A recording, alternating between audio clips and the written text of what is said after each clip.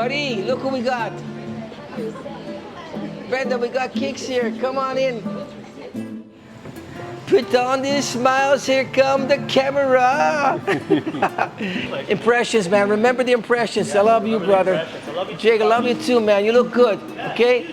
Okay, Kevin. Thank you, man. Yeah, anything you appreciate you too, man. Thank you. You're a good man. Put some wine on the table, Marie. Come on, Brenda. Thank you so much.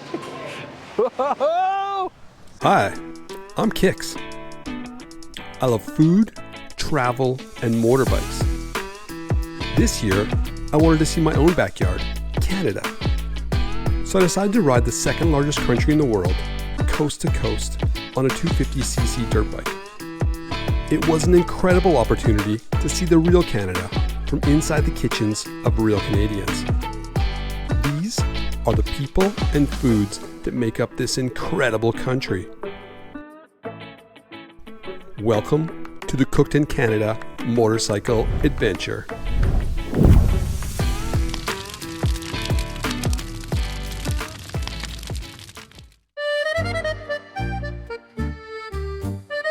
Italians Frank and Gina Giambattista arrived in Regina in the late 1950s, seeking a better life for themselves and their family.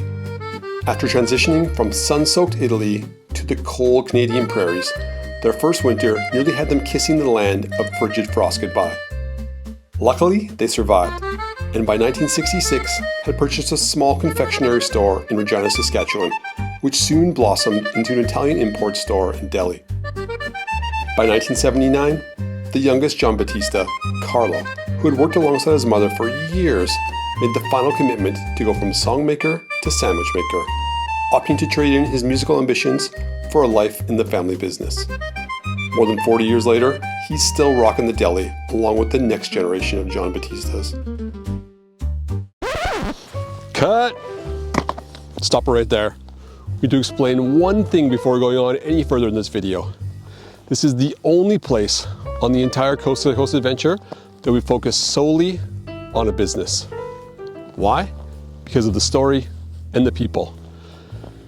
A great story of Italian immigrants who arrived in Canada on the prairies in the 1950s to set up shop. Could you imagine leaving beautiful Italy, the sunny beaches, the hot cappuccinos, the delicious Parmigiana, and arriving to the Canadian prairie in winter to experience something like this? I would have turned around and went home personally. But alas, they set up a shop, a little deli, and they capitalized on the Canadian dream. Unbelievable. Well, that, and you could basically just wind up Carlo, the godfather of the Panini, who you're about to meet quickly, and do an entire episode just on him talking. It's pretty entertaining. Back to the episode.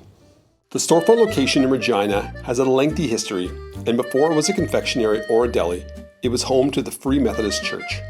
Today, if you took down the signage and painted over the beautiful family murals, it would blend in with the other homes on the street. When I walked up to the locked front door with no lights on inside, I thought maybe I'd missed the memo and that they were going out of business. Confused and disappointed, I turned around to go back to my bike. I then noticed a brand new warehouse-sized building right behind me with the Italian Star logo stamped in the top corner. Apparently they hadn't closed at all. They had expanded. Stepping through the front door of this new location transports you from the humble streets of Little Regina to the tantalizing aromas of Little Italy. The rich smells of an espresso bar fill the entrance air.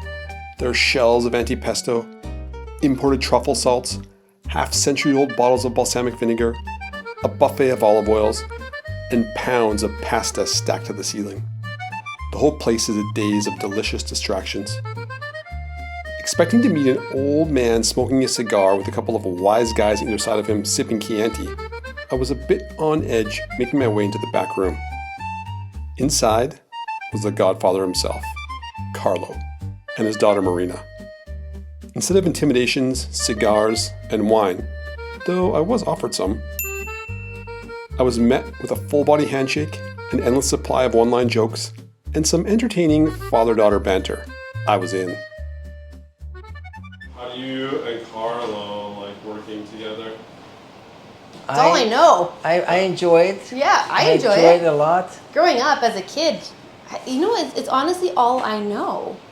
I'm more thankful sometimes, Kix, when Marina's not in the room for me to give her praise, like, because she does so much for us. Gino as well too, and Evan as well. I don't want to disclude anybody, but we get along great.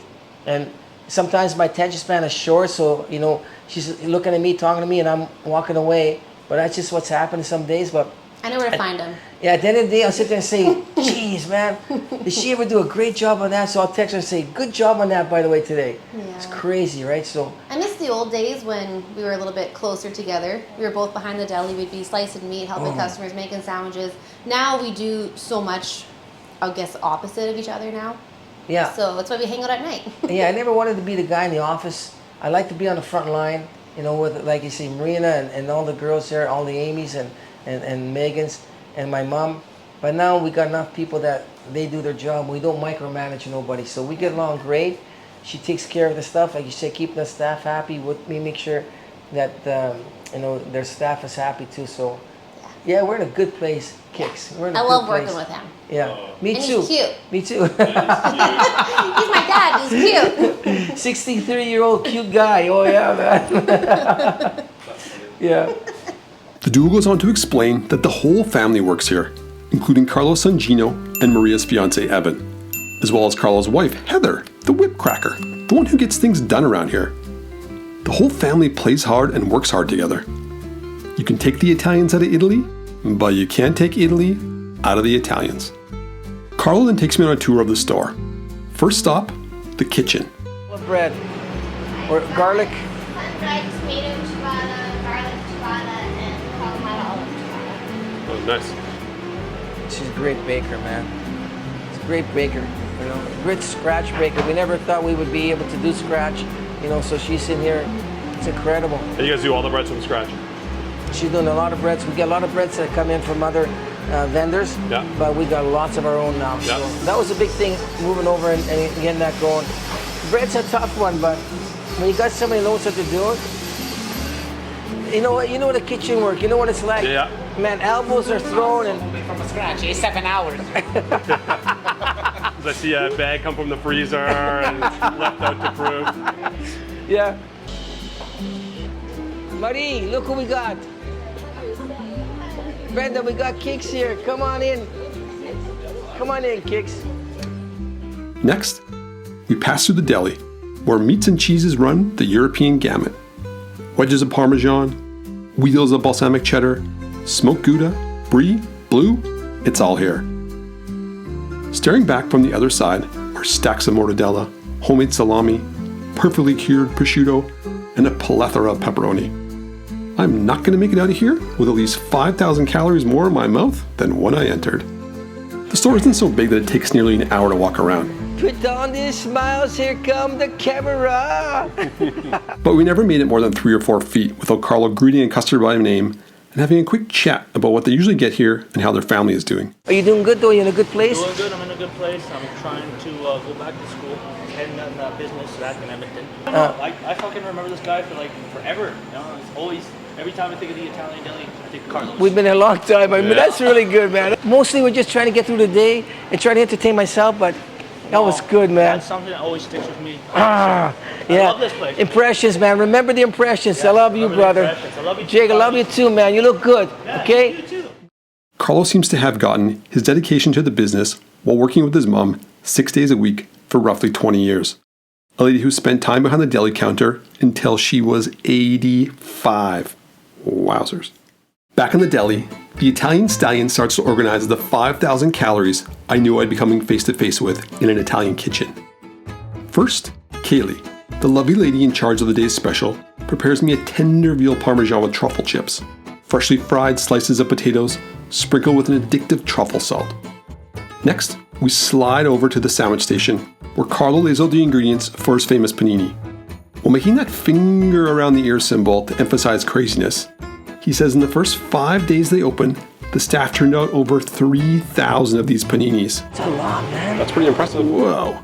He starts with one of the freshly baked ciabatta buns, followed by an olive oil and balsamic dressing mix, mustard, provolone, mortadella, salami, and some of the pepperoni I'd spotted earlier.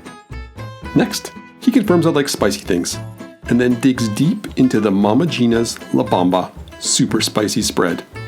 A mix of banana peppers, jalapenos, and a few other secret family ingredients.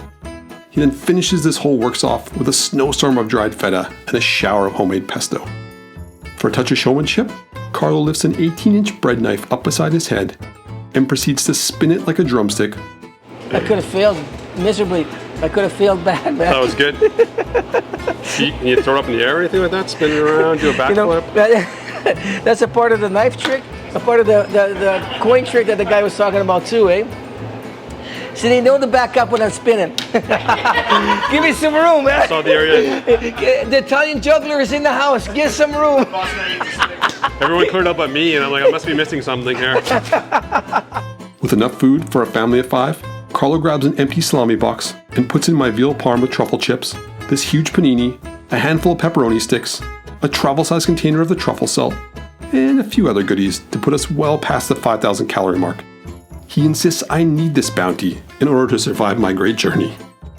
In typical Italian fashion, Carlo then gathers the whole family for a group photo by the cheese before we move the congregation outside for another photo around Goose.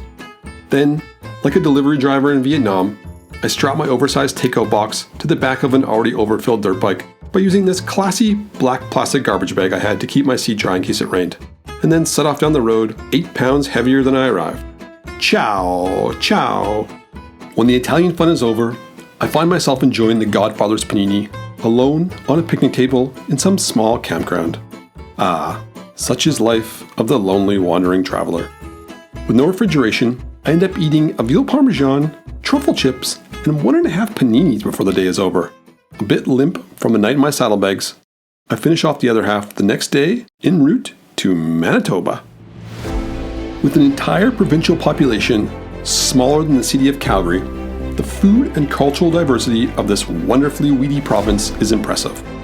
Hutterites, Mennonites, 𝗔𝗶𝘅, Italians, and obviously the list goes on and on. Next time you're in Saskatchewan, slow down, soak up the sunshine, and get to know the locals.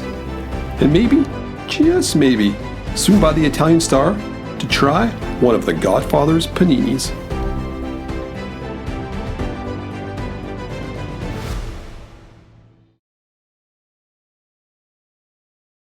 Next time on the Cooked in Canada motorcycle adventure, we cross over into friendly Manitoba for a look at the largest population of Icelanders outside of Iceland and get our hands dirty learning to cook maple marinated pickerel cheeks.